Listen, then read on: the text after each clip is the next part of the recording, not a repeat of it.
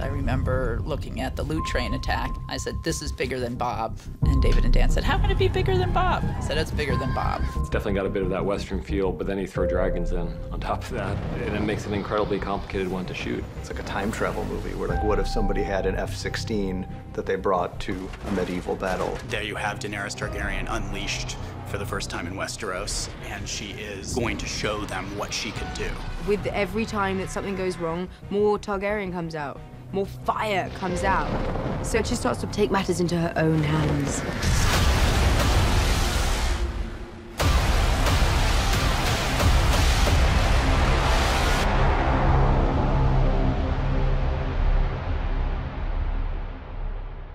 When you have a big battle sequence, especially one where you have multiple points of view, you have to figure out how you balance those and what is this sort of chief point of view that you want to lean on. And I chose to focus on Jaime, that it was about being on the other side of a dragon attack, trying to hold together his troops in the middle of watching the world change forever. It's just complete annihilation. And like he sees the horror of so many men just burned to ashes. There's nothing you can do, which is scary. She keeps losing battles and being weakened without ever striking back. And there's only so much of that Dany can take. There's only so much of that anyone would be able to take. We're now left with our heroes, and our heroes are on opposite ends of this chessboard. Tyrion has the most complex set of emotions about this battle of anyone, because he's got the woman he serves on one end, and he's got his brother who he loves on the other end. That is a real struggle for him. Every piece of his being is wishing he can intercede, but he can't. And I'm seeing firsthand my family lose. She's the aggressor, and Jaime and Bronn, through their POV, we see that it ain't pretty conquering. And the hope is that the audience doesn't know who to root for in that sequence. Something like the loot train involves a lot of different departments, all working at sort of the very extremes of their abilities, I think. This was a difficult challenge because there are so many different looks and phases of the battle that come into play. There's a lot of continuity to make sure that we're in the right space, in the right part of the process, reflecting the right amount of burn. And then do it in between the cracks of everybody else doing their job. Because the entire sequence is a wagon train and involves 27 wagons and their various bits of dressing. We have to reshuffle the entire set constantly, which means dressing 180 degrees or 360 depending on the camera movement. So it means we have to be very particular when it comes to dressing our burnt elements, our unburnt elements, our partial burnt elements. There's so many stages to consider, but it's definitely a hell of a lot more fun when it gets into the bloody battle. We have a dye that we're using, which is an eco-friendly dye, which dyes things black to make it look very charred and burnt. And we're using several forms of ash as well to dress in and make it all look authentic, along with charcoal and stuff like that.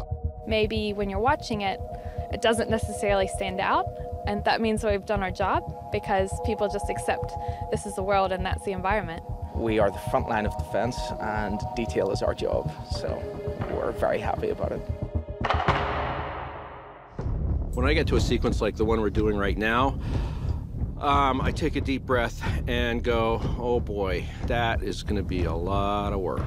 We had every toy you could possibly imagine in the making of it. We had 4 cameras most of the time. Sometimes we had up to 7 or 8 cameras. We've gone through 3 different tracking vehicles for different purposes on this. We've got basically a souped-up pickup truck with really good suspension for our charges, Dothraki charges and what have you. We've got another electric vehicle called a shadow tracker, and we've got a jib arm on that. And then finally, we've got basically a souped-up dune buggy with a stabilized head on it that takes all the bounce out and gives us a nice, steady, smooth shot to use over the particularly rough terrain.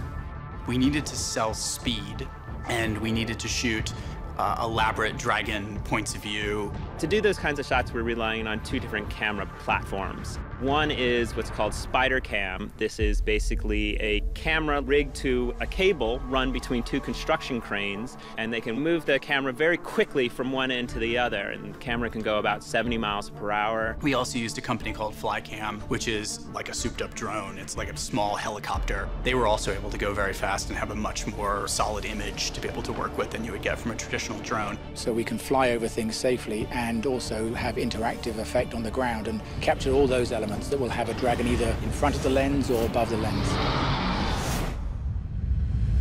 The battle is going to rely very heavily on visual effects at the end of the day. There's a lot of different beats to the attack.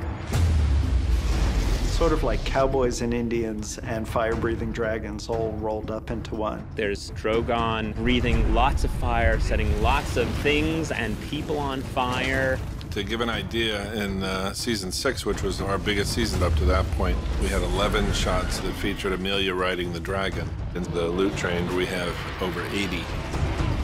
It's very new ground that we're trying to figure out. This dragon who's, 100 feet up in the air, who breathes fire of a column of 30 feet wide, that you're like, okay, how the hell are you going to do that?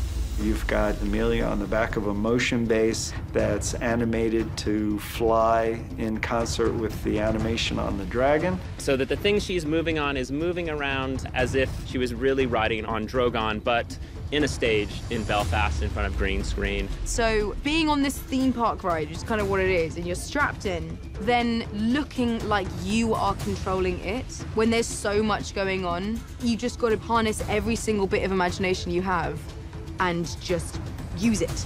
I mean, can you even imagine being on the back of a reptile that's breathing fire at your command? That's huge.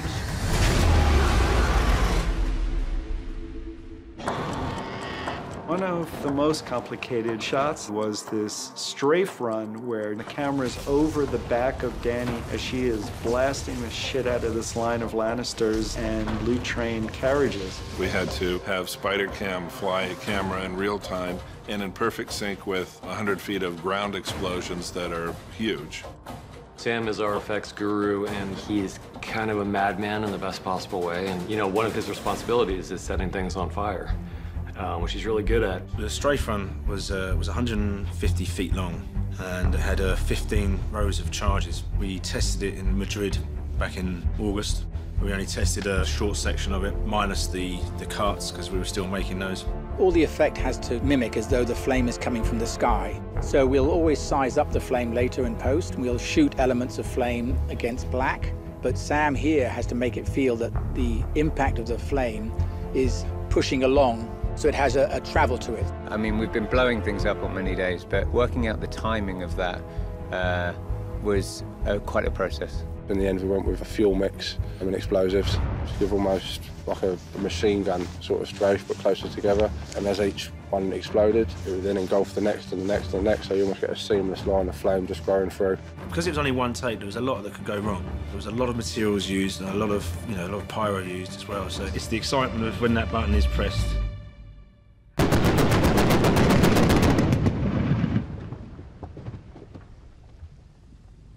It's the euphoria you feel afterwards. Knowing the hard work that's involved, it all comes to that point. That's the prize, that's the excitement, that's the reason.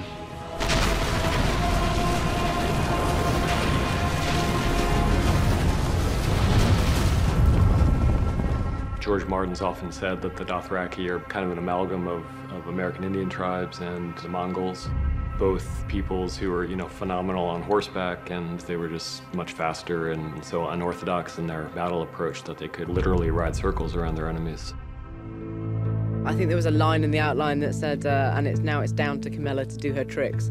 I was like, thanks, D&D. Okay, where are we going to go now? Let's think of some ideas. What can we bring which has never been seen on screen before? She said, what about as the Dothraki are coming down, if they all just stood up on their horses and started shooting arrows at them? And I thought, Well, that sounds great, but that's not possible. She said, no, it is. We build these special stirrups and we can do it. So I sent a team out here with the horses, and they started rehearsing the action and shooting a previs, which was then sent back to Northern Ireland, and then we could start putting that in front of people. You've got almost a metal shoe that you put your foot into, and then you have one foot on the side of the horse and the other foot on the top of the saddle. So we have these guys standing up, and, you know, we're endeavouring to try and, you know, create something that somebody hasn't seen before. And it's extraordinary. It's like a wave rising up from a still ocean, and all these guys perfectly coordinated rising up, and I love it. And it shows us that the Dothraki are horse masters, because we really haven't had that opportunity before. You know, so much of these battle scenes now has become visual effects that I hope people realize that much of this is actually being done. It's really, you know, stuntmen standing up on horses with bow and arrow, shooting arrows, and it's an impressive thing to see. There is something about a guy on a horse, standing on a horse, charging. There's something pretty impressive where you go, well, you don't just do that. And we were kind of thinking to do something Mad Maxy. You know, when they come in, it's crazy. They're coming in different shapes. You don't know where they're coming from, and they're just these absolute madmen on horses, and that's what we tried to recreate on screen for the loot train sequence. Ready, and 3, 2, 1, action! This battle was the most fire-intensive one we've had. We burned more stuntmen than has ever been burned in a single shot and in a single sequence. The dragons have grown. You know, they're the size of a 747 now. So you'd think then that the amount of people they burn in one go would increase. We have potentially the most burns, full burns ever done on TV history, which is burning 20 men in one shot, which we have coming up. And there was a few raised out eyebrows when I suggested 20. And it wasn't just because it's a record, although it is. It was because we just needed to see the scope of what was happening. So that was quite a challenge. The difficulty with 20 people is just that you ramp up the safety aspect of it, because there's more people in harm's way, there's more that can go wrong. That was quite nerve-wracking for many reasons. Obviously, when you have that amount of people collected and they're all on fire, you get a lot of heat gathering in the centre. So I was really concerned about the guys in the middle. And I wanted to make sure that we get the guys on the outsides as far away from the guys on the inside as quickly as possible. We're using Tamar poppers. There's basically like a camping cylinder, and we put it inside a metal cage so that the shrapnel won't hurt anybody. And we basically put a pyro charge on that, which explodes the gas popper, creates a 15-foot fireball. And we put one of those with each performer. It just means that when you light them, they really light. During this whole process where you're on fire, you do have to hold your breath, and that's the key point, is to keep your heart rate down so you can hold your breath throughout the whole scene. Riley's big on making it as calm as possible, you know. If someone's on fire, you know, it's quite a high adrenaline thing going on, and saving your breath is very important, so you've got to be calm. You know, we are a show that doesn't sit on our laurels, so we do try and top ourselves each year, although we seem to make it more and more difficult for ourselves as we go on. There's just a fear factor, of course, that we see a man on fire, never mind 20 guys in one go. It's scary.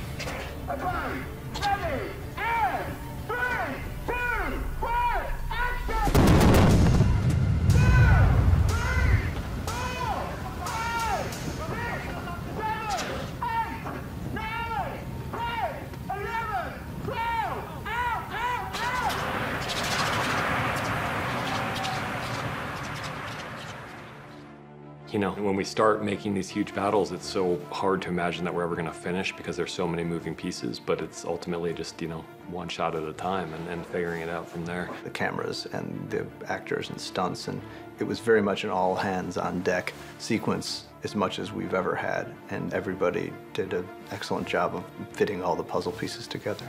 This is big cinema, and to get to work in all those genres all rolled into one fantastic world, that's the part I like. You never know what they're going to throw at you. You know, last year we completed Battle of the Bastards, and it was like, oh yeah, how about this year? So it's good. They always up the ante, and I love that. It naturally gets bigger, this show. It just does. It's not me doing it. They write it. It's a unique challenge in that you'll never really be able to do that kind of thing again. And, you know, the next time I get to work on some other show, it'll be so boring. You know, where's the cable cam? Where's the, 5 cameras and the 20 burning guys?